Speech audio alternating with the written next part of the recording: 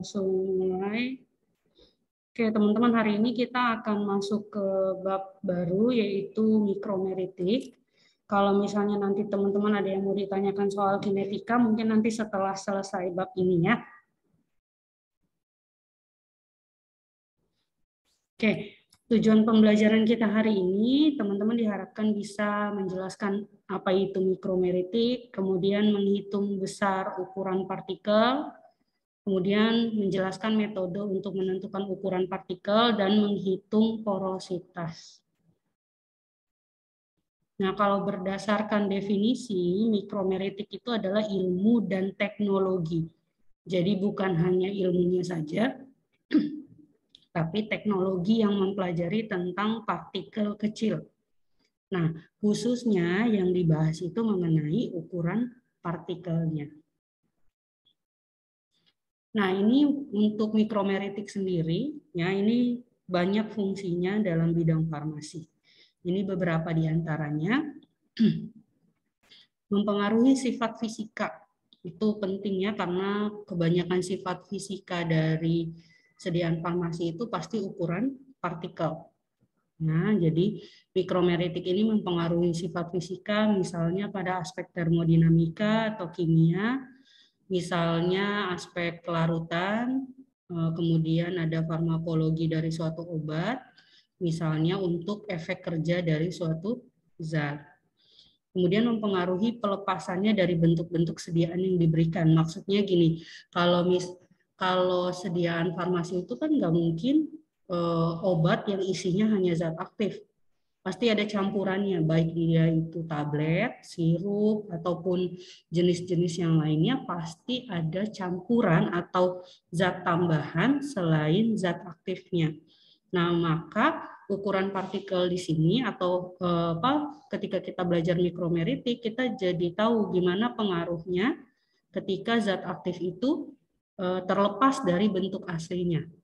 Maksudnya misalnya kalau sirup paracetamol ketika masuk ke dalam tubuh, itu dia yang menyerapkan, yang kita harapkan menyerapkan zat aktifnya. Nah, itu bagaimana nanti itu bisa diketahui juga. Atau kalau misalnya salep antibiotik, nah salepnya dioleskan ke kulit misalnya, kemudian kan nanti partikel antibiotiknya yang akan bekerja, gitu ya, itu mempengaruhi pelepasan dari bentuk sediaannya, itu maksudnya seperti itu. Kemudian mempengaruhi kekompakan tablet. Jadi tablet itu, kekompakan tablet itu kalau lebih mudahnya itu kepadatan tablet. Ya. Nah, kalau tablet itu kan ada yang kalau kita beri tekanan, maksudnya kayak mau potek gitu, itu dia langsung ke potek, tapi ada yang nggak bisa, ada yang keras. Nah, itu yang dimaksud dengan kekompakan tablet. Kemudian juga mempengaruhi kestabilan emulsi. Jadi ukuran partikel itu akan mempengaruhi apakah nanti emulsi yang kita buat itu akan bagus, ya, atau nanti harus ada tambahan-tambahan yang lain. Begitu juga dengan suspensi. Ya. Nah, kemudian memegang peranan dalam laju pengendapan pada sediaan suspensi. Kalau sediaan suspensi itu kan zat terlarutnya itu kan berupa zat padat. Ya, zat padat.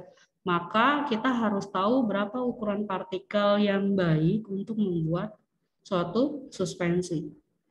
Secara umum suspensi itu dibagi dua, ada suspensi flokulasi, ada yang deflokulasi. Artinya kalau flokulasi itu kalau dia turun ke bawah ngendap, kita kocok, dia balik lagi. Kalau deflokulasi itu ketika dia mengendap, dia akan membentuk cake di bagian bawahnya.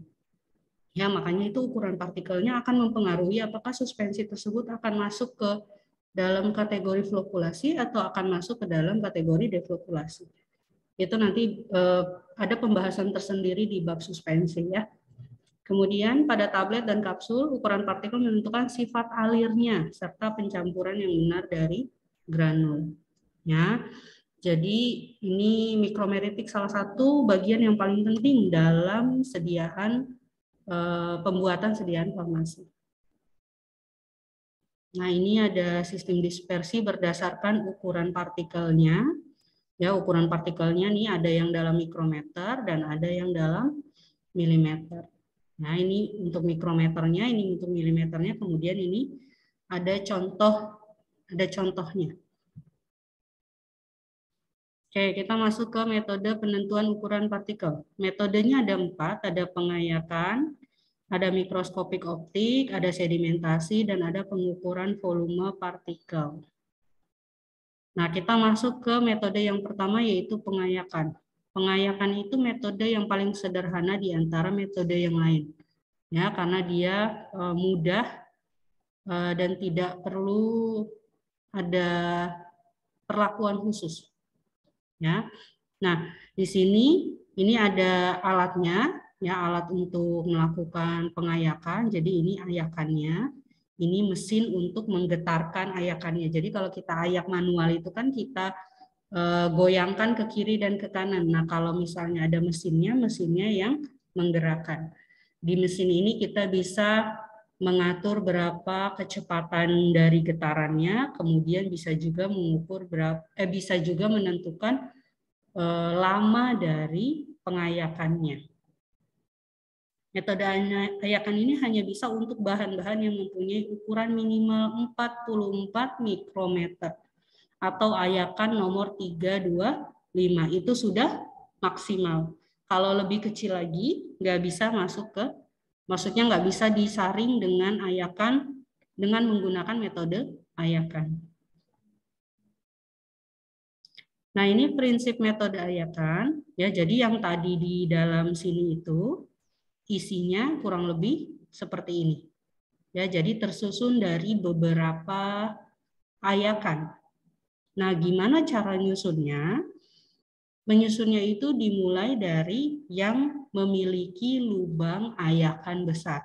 Jadi yang celahnya besar, ditaruh di bagian atas. Kemudian semakin ke bawah, itu celahnya semakin kecil. Yang namanya juga nyaring ya, atau mengayak, menapis, berarti kan dari yang ukurannya besar mau kita bikin jadi lebih kecil. Ya, maka yang paling atas itu lubang ayakannya besar, tapi nomor mesnya kecil. Ya, jadi teman-teman jangan sampai salah ingat ya, karena ibu bilang oh lubangnya besar berarti nomor mesnya besar. Enggak. Justru kalau diurutkan berdasarkan nomor mesnya dari yang paling kecil sampai yang paling besar. Tapi kalau lubang ayakannya dari yang paling besar sampai yang paling kecil. Jadi dia berbanding terbalik ya. Kalau nomor mesnya kecil, justru lubang ayakannya besar. Ya. Nah, gimana cara menggunakan metode ayakan ini? Caranya dengan kita meletakkan sampel di bagian atasnya. Ya, di bagian atas sini kita taruh sampelnya. Kemudian kita masukkan ke dalam mesin, kita tutup mesinnya, kemudian kita nyalakan. Kemudian bisa diatur. Ya, diatur mau waktunya berapa, getarannya berapa, itu bisa diatur pada mesinnya. Nah, nanti akan tertinggal sekian beberapa bagian dari sampel yang tadi di atas, karena kita ngayak kan dia turun ke bawah. Ya, sampai nanti terdapat zat pada penampungan terakhirnya. Ya, nah nanti dari hasil ini kita bisa menghitung berapa ukuran partikel dari zat tersebut. Ya, kalau ini tuh dia, maksudnya prinsipnya aja. Kalau misalnya lubang ayakannya segini misalnya, terus partikelnya besar, berarti kan dia tertahan. Ya, kalau dia lebih kecil daripada lubang ayakannya, maka dia akan lolos ke ayakan yang berikutnya. Ya, begitu seterusnya. Sehingga nanti di setiap ayakan akan ada zat-zat yang tertinggal. Ya, kemudian ini faktor-faktor yang mempengaruhi proses pengayakan. Pengayakan biasanya dilakukan selama 5 menit. Tapi pengayakan itu nggak boleh terlalu lama dan nggak boleh terlalu cepat. Kalau terlalu lama, misalnya ukuran partikelnya harusnya tadi lebih besar daripada celahnya. Berarti kan harusnya dia nggak jatuh ke bawah kan, dia tertinggal di ayakan tersebut. Tapi karena pengayakannya dilakukannya terlalu lama, maka dia akan bergesekan, ya, karena kan ngayak berarti partikel lain dengan partikel satu dengan yang lain saling bertumbukan. Nah, bertumbukan itu bisa menimbulkan partikel tersebut pecah. Gompal bahasanya, ya. Dia pecah. Nah, kalau dia pecah, dia jadi ukurannya jadi lebih kecil. Maka yang harusnya tadi partikelnya tetap di ayakannya justru malah lolos. Itu karena terlalu lama di ayak, makanya nggak boleh terlalu lama. Tapi nggak boleh juga terlalu cepat. Kenapa nggak boleh terlalu cepat? Karena kalau misalnya ini ayakannya, kemudian ini sampelnya, kalau kita ngayaknya terlalu cepat, bisa aja hanya sebagian sampel yang terayak. Jadi yang bagian atasnya ini belum sempat turun ke bawah dan terayak kalau dia terlalu cepat. Sama halnya kalau dia terlalu banyak. Ini nyambung ke sini ya. Sama halnya kalau dia terlalu banyak. Kalau dia terlalu banyak, apalagi sampai memenuhi pengayaknya, ya, sampai memenuhi pengayaknya, berarti misalnya begini, contoh aja ya, misalnya begini, dia memenuhi pengayaknya. Berarti kan kalau kita ngayak, nanti yang keayak juga hanya bagian bawah sampai ke bagian tertentu aja. Khawatirnya yang bagian atasnya justru tidak bisa terayak. Ya, makanya harus diperhatikan. Kemudian intensitas getaran, semakin tinggi intensitas getaran artinya semakin cepat kiri kanannya, ya, maka akan semakin banyak partikel yang bertumbukan. Yang tadi Ibu cerita, kalau partikelnya semakin banyak yang bertumbukan, maka akan terjadi pengikisan atau pecahnya partikel menjadi lebih kecil. Ya, nah sehingga kita jadi tidak bisa mendapatkan data yang valid berapa sebenarnya ukuran partikel dari zat tersebut.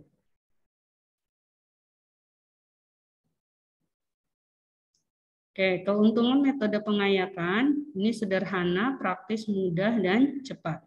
Tidak membutuhkan keahlian tertentu, kemudian dapat diketahui ukuran partikelnya dari kecil sampai yang besar. Kenapa dari kecil sampai yang besar? Karena pengayaknya itu kan tadi tersusun dari beberapa ukuran, ya. Berarti ukuran yang akan tertinggal di ayakan yang pertama kira-kira yang paling besar apa yang paling kecil?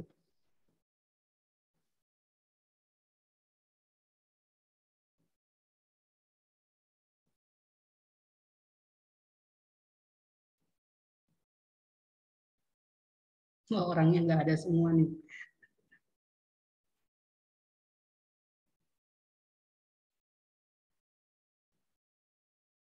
Mana coba Dian kira-kira zat yang ada di atas ayakan itu yang ukurannya paling besar atau yang paling kecil?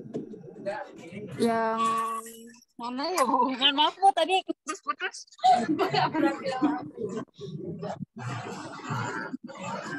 Kalau ukuran ayakan yang paling atas, yang ukurannya besar apa kecil?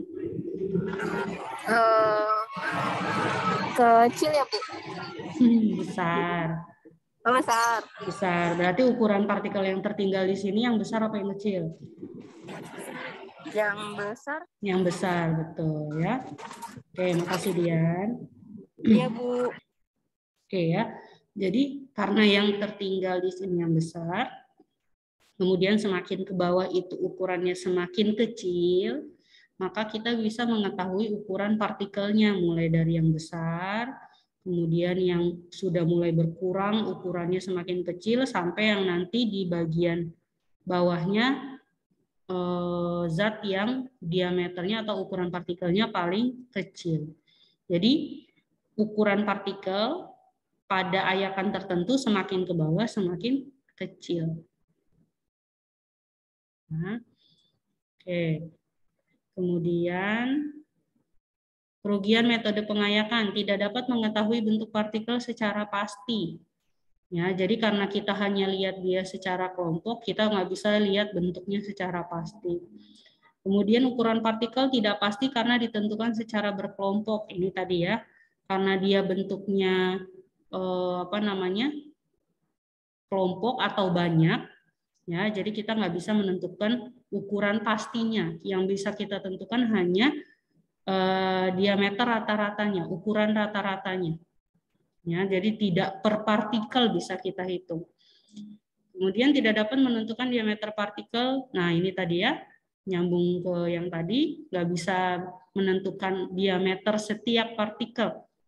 Nah, kemudian adanya agregasi. Agregasi itu tadi yang terkikisnya partikel menjadi lebih kecil.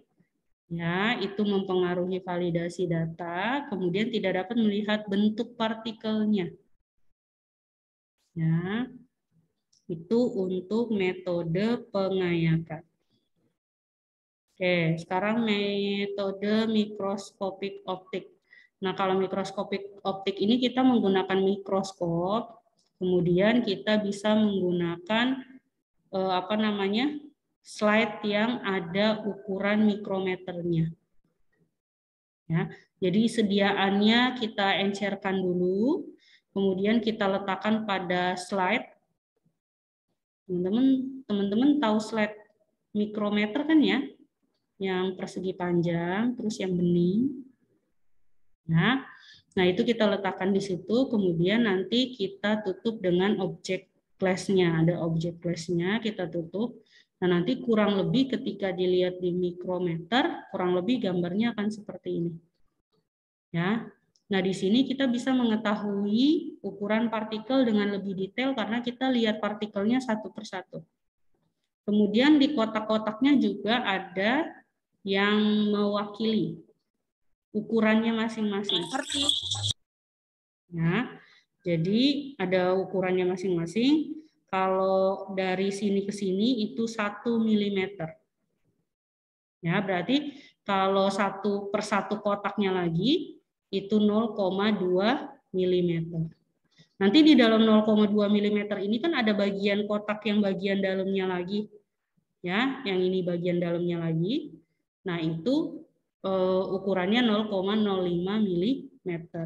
Sehingga nanti kita bisa tahu berapa ukuran partikelnya dengan lebih jelas. Keuntungan metode mikroskopik optik, adanya gumpalan dapat terdeteksi karena kita lihat menggunakan mikroskop. Kalau yang ayakan kan karena kita lihatnya bergerombol dan hanya dengan mata, ya, jadi nggak bisa terlihat adanya gumpalan.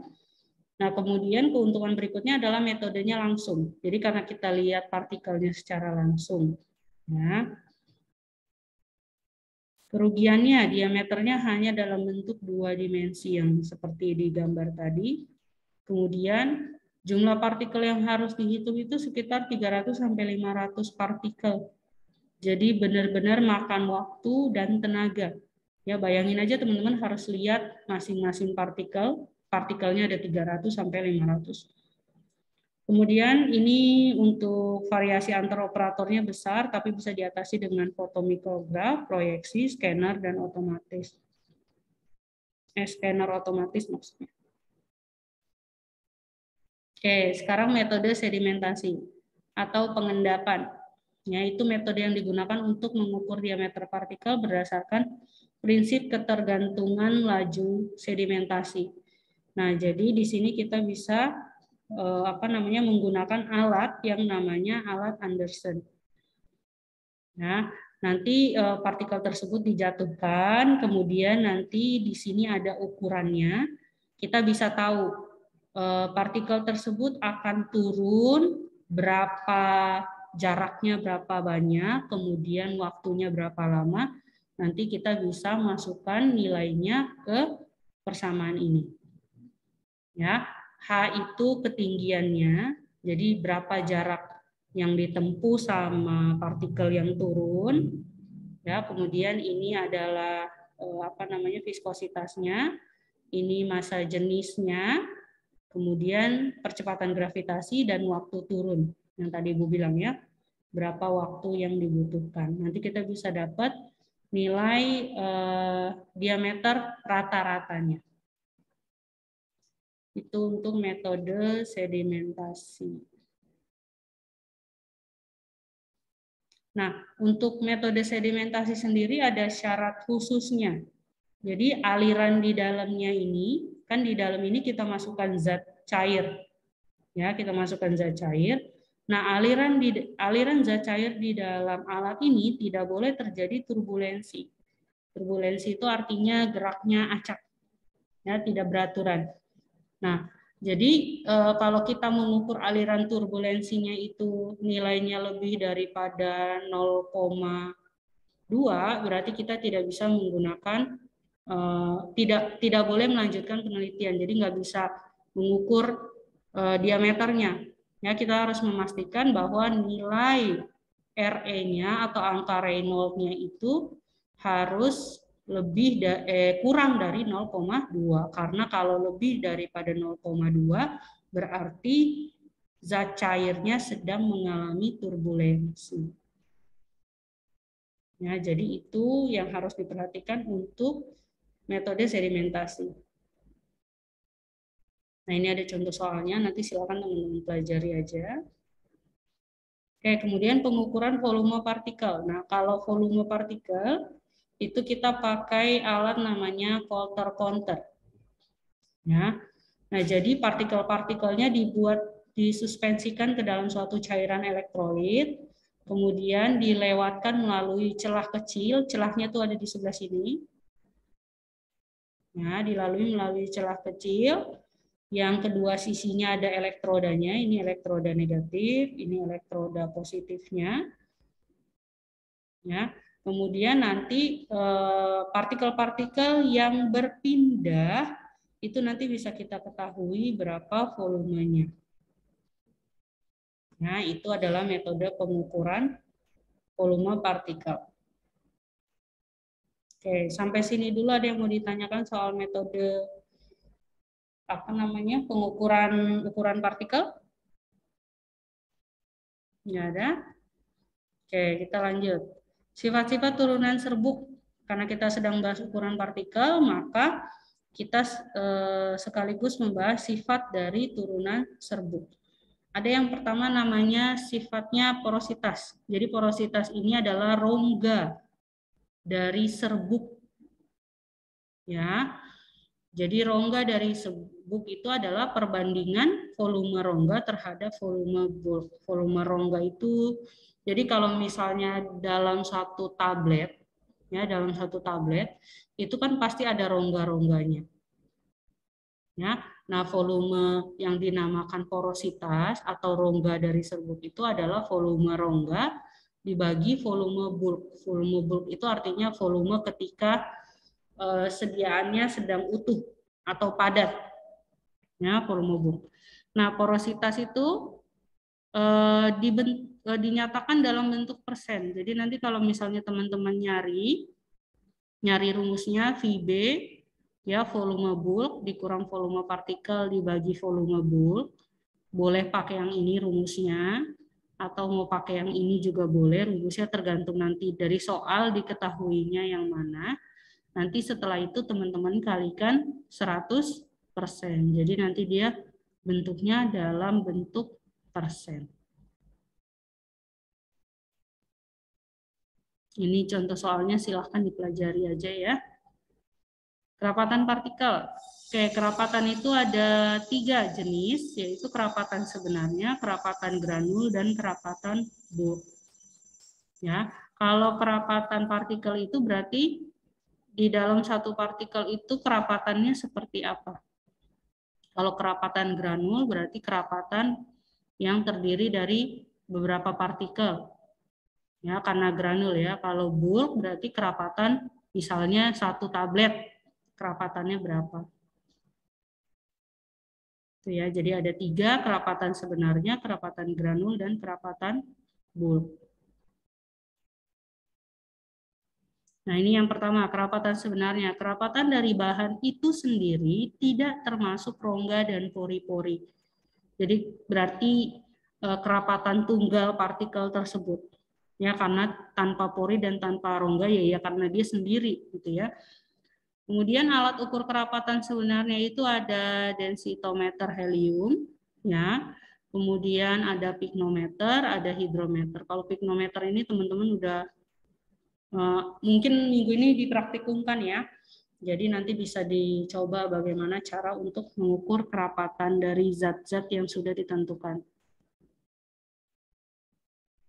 Oke, kemudian kerapatan granul, volume granul yang merupakan volume partikel dan ruang dalam partikel. Jadi kalau tadi Ibu cerita granul itu kan dia terdiri dari beberapa partikel. Ya. Nah, makanya yang namanya kerapatan granul itu adalah volume granul, itu adalah volume partikel dan ruang dalam partikel. Jadi kalau ada celah di antara partikel ini, itu juga termasuk ke dalam kerapatan granul. Ya, kalau tadi di kerapatan sebenarnya kita pakai rumusnya VB dikurang VP per VB. Jadi di sini volumenya volume bulk. Kalau untuk porositas dalam partikel untuk granul kita pakainya volume granul. Ya, rumusnya boleh pakai yang ini, boleh pakai yang ini, tergantung dari diketahui pada soal tersebut yang mana. Nah, kalau di contoh soal yang ini kan yang diketahui massa jenis granul ya atau kerapatan granul sama kerapatan sebenarnya. Ya, nanti kita bisa hitung berapa porositas dari partikel tersebut.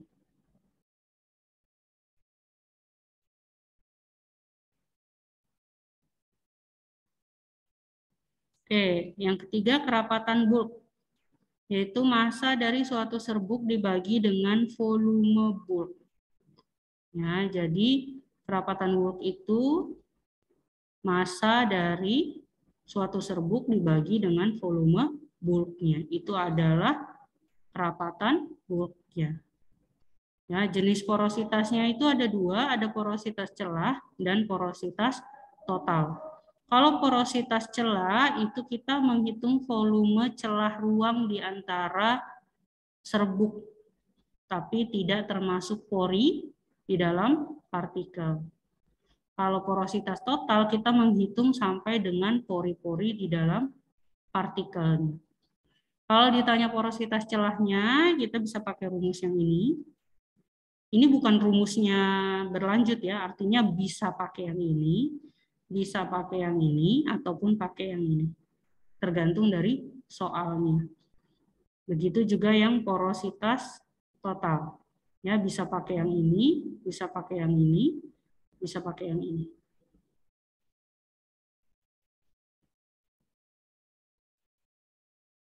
Nah, ini nanti contoh soalnya.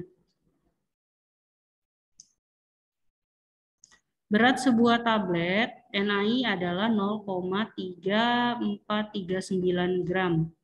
Berat, kalau berat berarti W ya, atau massa boleh.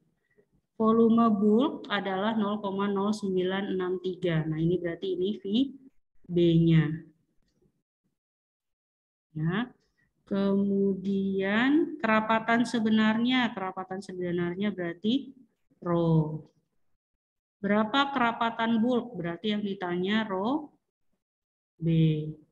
Berapa porositas total? Porositas total. Nah, ya nanti tinggal dimasukin aja ke dalam rumusnya. Jangan lupa porositas total ya atau porositas apapun dihitung dengan satuan persen. Jadi kalau nanti teman-teman udah dapat angkanya, jangan lupa dikali 100%. Ini enggak ada tulisannya ya, jadi tulis di situ. Dikali 100%. Ya. Nah, di sini kemudian teman-teman di sini tuh ada apa namanya? Yang beda angkanya. Jadi di sini dia nulisnya W, di sini dia nulisnya G. Ya, nanti silakan teman-teman ganti aja.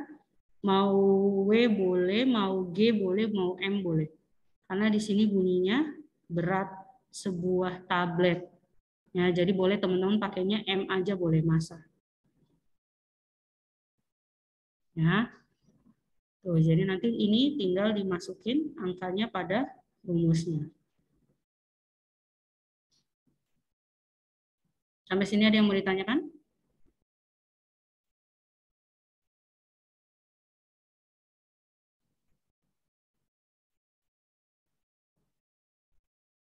Nah, ini contoh soal yang ini nanti silakan teman-teman pelajarin aja. Oke, itu saja mungkin yang bisa Ibu sampaikan hari ini. Terima kasih.